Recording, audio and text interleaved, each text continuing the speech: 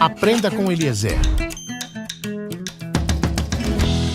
Olá, nós vamos agora trabalhar análise sintática. E análise sintática, você vai ver alguma coisa diferente que nós apresentamos aqui. Em vez de nós nominarmos de oração, nós vamos nominar de predicação. Então, aquilo que a gente conhece como oração, nós vamos também chamar de predicação. Por quê? Você lembra que existe oração sem sujeito? Claro, todo mundo sabe disso. Existe oração sem predicado? Não.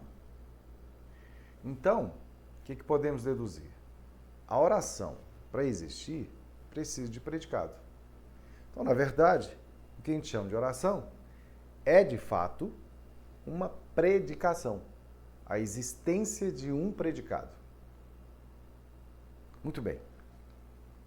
Pois bem, então, a predicação é o que a gente vai conhecer como oração. E é importante que entenda o seguinte.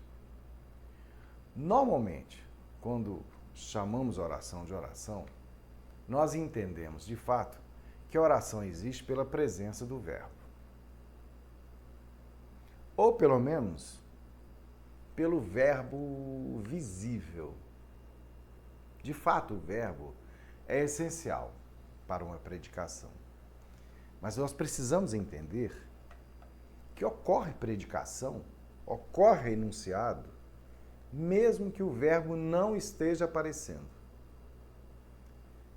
Isso vai acontecer quando as frases são conhecidas como nominais. O que é uma frase nominal? É uma frase em que a predicação não apresenta visivelmente o verbo. Quer ver? Repare os exemplos que estão no quadro. Sangue coalhado, congelado, frio, espalmado nas veias, pesadelo sinistro de algum rio, de sinistras sereias. Isso é uns versos de Cruz e Souza, poeta simbolista, e ele não emprega, de fato, o verbo. Mas a gente entende a ideia, a imagem, o que o poeta sugere em termos de comunicação. Enfim, as frases nominais que acontecem nas produções, no uso do discurso, da língua, elas são predicação. Repare, por exemplo, aqui no quadro, ó. Porque quando alguém grita socorro, corresponde a quê? Dei-me socorro. Se a palavra socorro for o nome de alguém, você vai entender que é socorro, vem aqui. Socorro, onde você está? Enfim, na ideia enunciada por trás dessa palavra, dessa frase sem verbo, haverá o verbo na predicação. Eu diria então que o verbo estaria subentendido. Estaria implícito. Não explícito.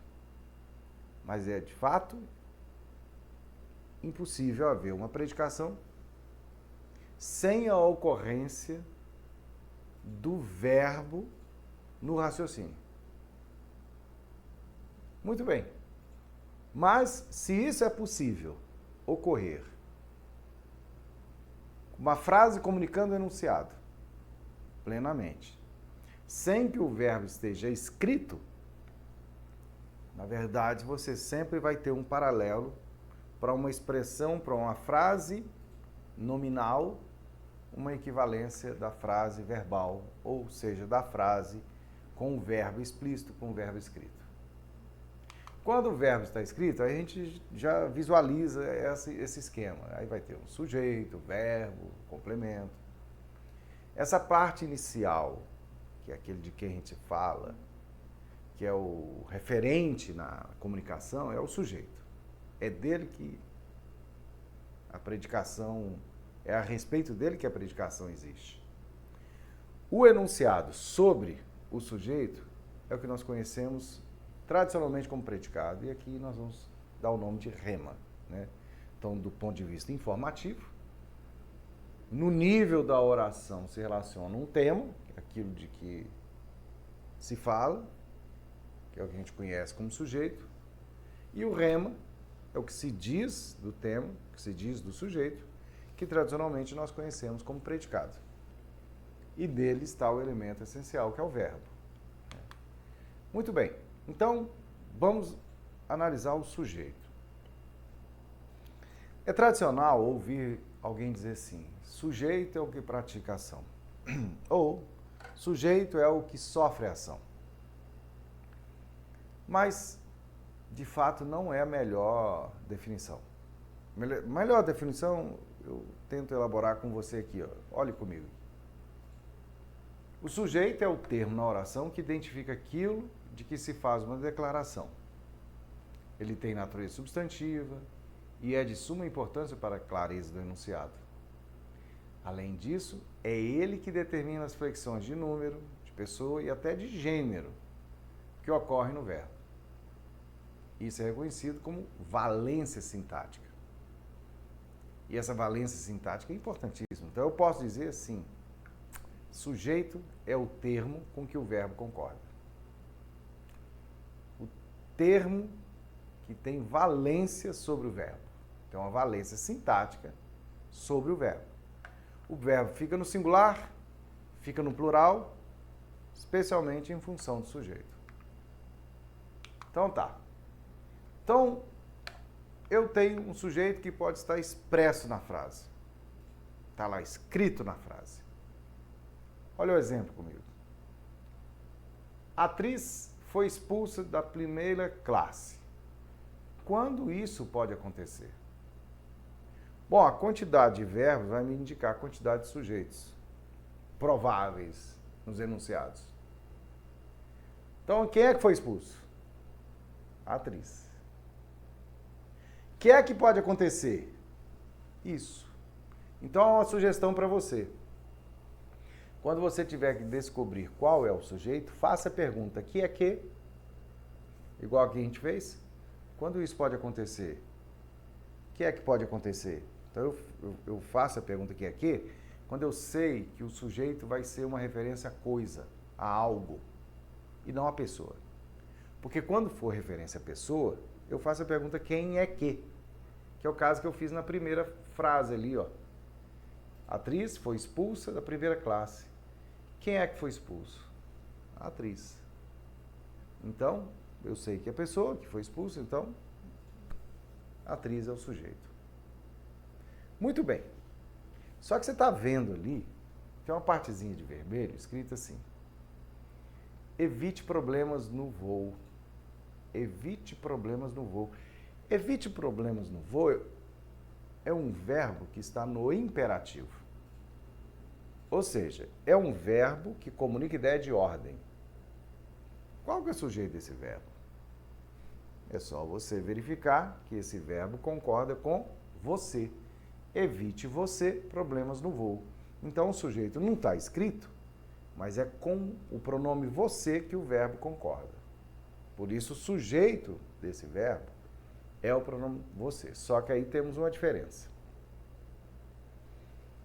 A atriz foi expulsa da primeira classe. Está expresso qual é o sujeito? A atriz. Quando isso pode acontecer? Aí você me pergunta assim: isso o quê? A atriz ser expulsa do primeira classe. Quando isso pode acontecer? O pronome isso está funcionando como sujeito e é um sujeito de referência. Porque ele se refere a algo. Refere-se ao ser que é apontado pelo pronome. Evite problemas. Evite. Quem vai evitar? Evite você. Não está escrito. É o que nós vamos chamar de sujeito oculto. Então vejamos.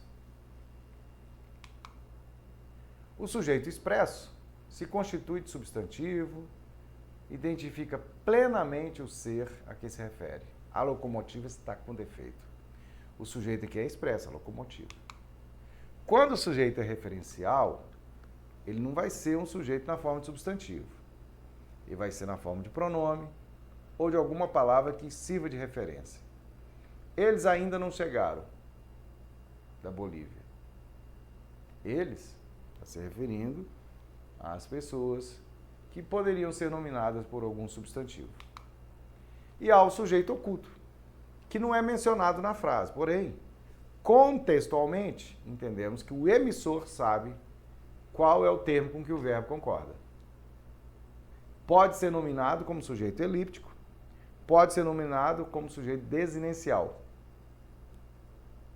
Nós ficaremos sem passeio hoje. Só que eu posso pegar a frase e omitir o nós e dizer: ficaremos sem passeio hoje. O sujeito vai ser oculto. Ficaremos quem? Ó, pela terminação mos, ficaremos. Esse mos indica que o verbo concorda com nós. Esse mos, conforme nós já estudamos lá na aula de estrutura de palavra, o mos aí é uma desinência. O mos é o morfema que indica que o sujeito é nós. Então, o sujeito é indicado por uma desinência. Nós chamamos de sujeito desinencial. O sujeito não está escrito, mas é sabido, especialmente pelo emissor. Sujeito oculto. Ele não está escrito, você pode também chamar de elíptico, que é sinônimo de oculto. Bom, evite problemas no voo. Aí, sujeito oculto, você. A atriz foi expulsa da primeira classe. Sujeito expresso, a atriz. Quando isso pode acontecer? Sujeito referencial, isso, porque é um pronome. Então, o sujeito expresso e o de referência são chamados normalmente sujeitos simples, se tiver um só. Se tiver só um substantivo, se tiver só um pronome. E o sujeito, se apresentar se for um sujeito expresso com mais de um substantivo, ou um sujeito referencial com mais de um substantivo, ou sujeito de referência, né, com mais de um pronome, desculpe, eles vão ser chamados de sujeitos compostos. Então, sujeito simples tem um núcleo só, sujeito composto tem mais de um núcleo, e o núcleo pode ser o substantivo, ou o núcleo pode ser o pronome. Muito bem. Repara essa frase, nós pegamos ali de uma página de internet, isso parece que foi do uol.com.br, campeão do UFC. Seria uma honra dar uma surra em Anderson, diz Rockhold. Isso já faz um tempo. Mas preste atenção à estrutura. Seria uma honra dar uma surra em Anderson, diz Rockhold. Eu te pergunto, qual que é o sujeito de seria? Pensou? Então você vai fazer a mesma pergunta. Ó. Que é que seria? Que é que seria uma honra? Concorda comigo que você responderia comigo? Dar uma surra em Anderson. Vamos colocar na ordem direta? Na ordem comum? Dar uma surra em Anderson seria uma honra. Então, dar uma surra em Anderson é o sujeito. Você está notando o que há dentro desse sujeito? Dentro do sujeito ali tem um verbo, o verbo dar. Quando o sujeito apresenta na sua estrutura um verbo, não tenha dúvida, você vai chamar de sujeito oracional. Então, é um outro tipo de sujeito. O sujeito oracional é aquele que apresenta predicação em sua estrutura. Em outras palavras, ele apresenta verbo na sua estrutura. Pescar faz bem. O que é que faz bem? Pescar. Olha, não é sujeito simples, não. Ah, por quê? Porque não é nem substantivo, nem pronome. É o quê? É um verbo. E verbo não é o que justifica a existência de uma predicação? Verbo não é o que justifica a existência de uma oração? Que o que nós estamos chamando de predicação é a oração. Então, esse sujeito é oracional. É necessário, sim, que entremos em contato com eles. O que é necessário? Que entremos em contato com eles.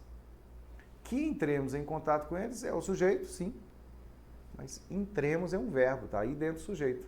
Vou chamar de quê? Sujeito oracional. Daqui a pouco, andar nu será normal novamente. Que é que será normal? Andar nu. Esse é o sujeito. Então, andar nu tem verbo, sujeito oracional. Muito bem. Agora, há um tipo de sujeito que é o sujeito indeterminado. Leia comigo. Ocorre sujeito indeterminado quando a estrutura do verbo não deixa claro no contexto com que termo o verbo se relaciona. Isso pode ocorrer pela impossibilidade de identificar plenamente aquilo de que se declara algo,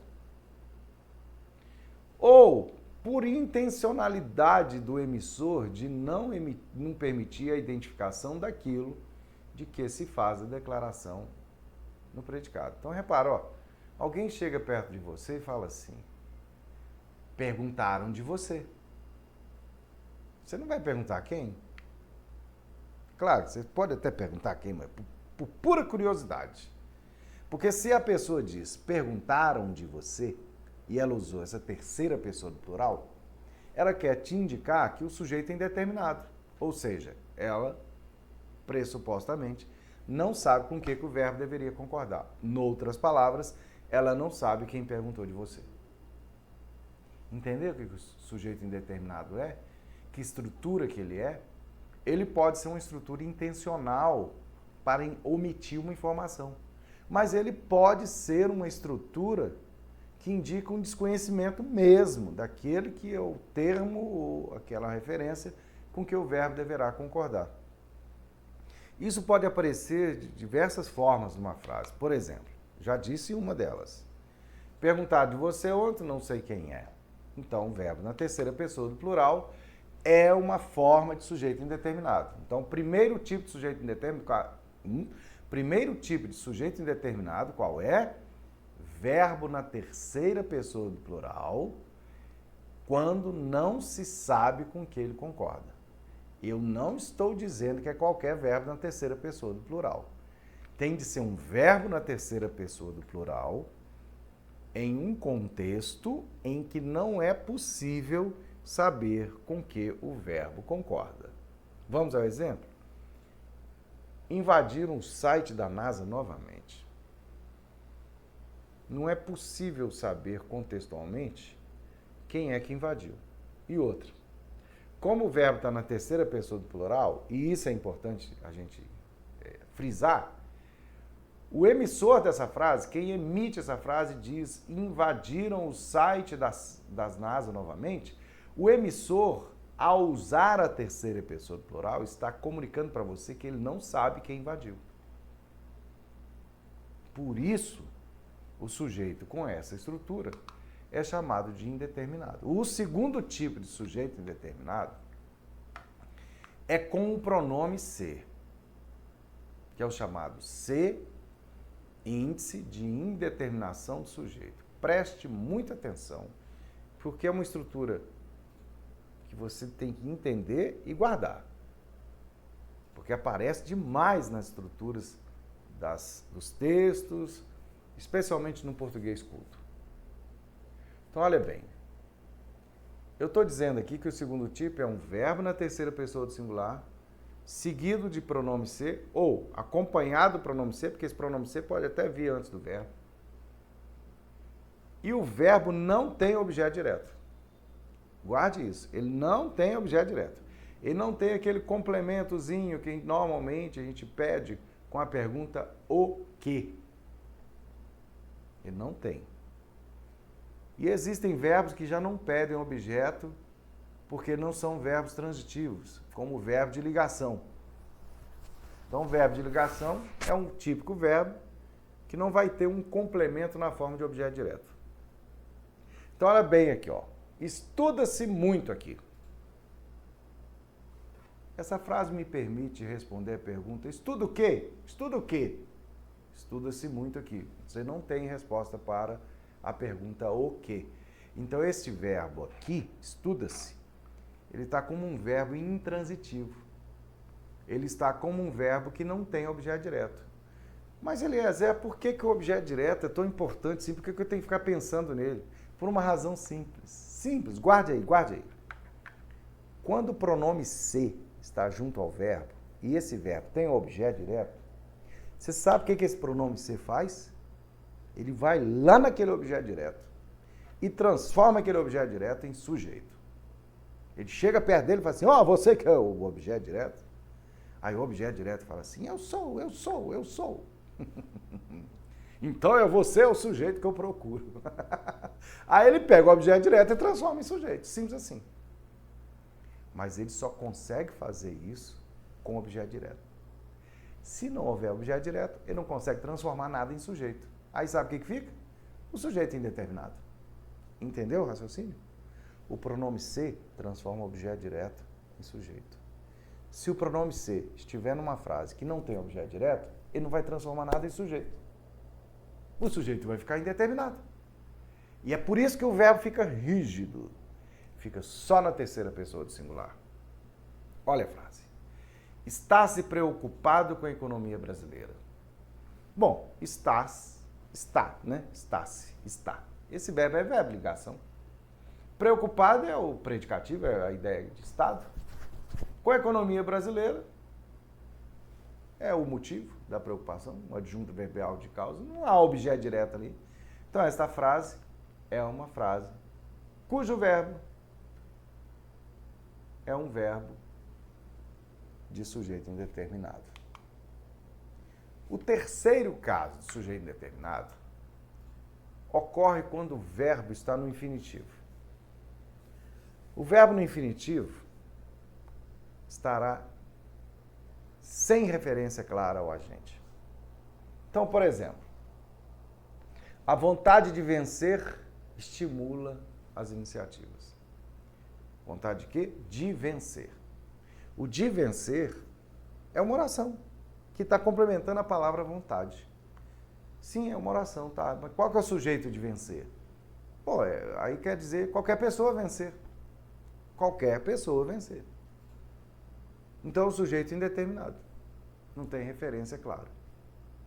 E você vai notar que quando ocorrer isso, o infinitivo vai ficar invariável. Vai ficar só com a terminação ar, er ou ir. Beleza? Então, adiante.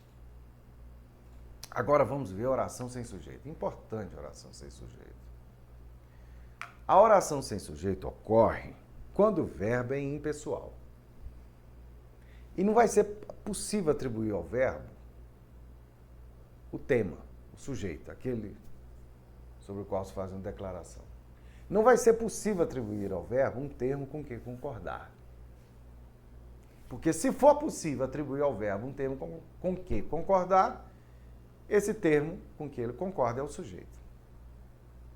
Então, fique esperto com o primeiro tipo de verbo que não tem sujeito. Gente, verbo que não tem sujeito é chamado de verbo impessoal. Primeiro tipo é o verbo que indica fenômeno natural. Concorda comigo? Mas tomem cuidado. Não basta só dizer que é fenômeno natural. Você vai ter que olhar um detalhezinho na frase. Ele é um verbo que indica fenômeno natural e não tem com o que concordar. Você vai notar ali, ó. Chove bem no norte de Minas nesses dias. Chove bem no norte de Minas nesses dias. O que é que chove? Bom, só chove. Não há uma referência com o que concordar. Porque é só mesmo um fenômeno natural sem ter com o que concordar. Por isso, é um verbo sem sujeito. Mas fique esperto com o quê? Poderia haver isso aqui, ó. Chove granizo no norte de Minas. O que é que chove? Granizo. Então pronto, granizo é sujeito. Tanto que se eu dissesse granizos enormes, você vai ter que reformular a frase da seguinte maneira: chovem granizos enormes no norte de Minas. Ah, então granizos enormes é o sujeito? Uhum. E o verbo indica fenômeno natural? Com certeza. Então não basta ser verbo de fenômeno natural. Tem que ser verbo de fenômeno natural que não haja com o que concordar. Segundo verbo é o verbo haver. O verbo haver com sentido de existir não tem sujeito. Com sentido de acontecer não tem sujeito. Ou quando se referia a um tempo passado, por exemplo, há 3 anos estive aqui, há dias está assim. É o exemplo que nós temos de tempo decorrido. O terceiro tipo de verbo é o verbo fazer. Quando ele comunica um fenômeno natural, normalmente associado à ideia de clima, temperatura, por exemplo, faz noites escuras na fazenda. Isso é um fenômeno natural. Ué. O verbo fazer não tem sujeito. O verbo fazer pode comunicar a ideia de tempo decorrido também. Tá vendo aquela frase lá, há dias está assim? Faz dias está assim. Mesma coisa. Fica na terceira pessoa do singular. O quarto tipo de verbo impessoal, o quarto tipo de verbo que não vai apresentar sujeito, é um grupinho. É o verbo bastar, verbo chegar, verbo passar, mas esses três verbos têm de estar seguidos de preposição de. Passaram dias, dias passaram, então dias é sujeito. Passa de dias, passa de 10 dias, aí eu coloquei a preposição de. Não tem sujeito.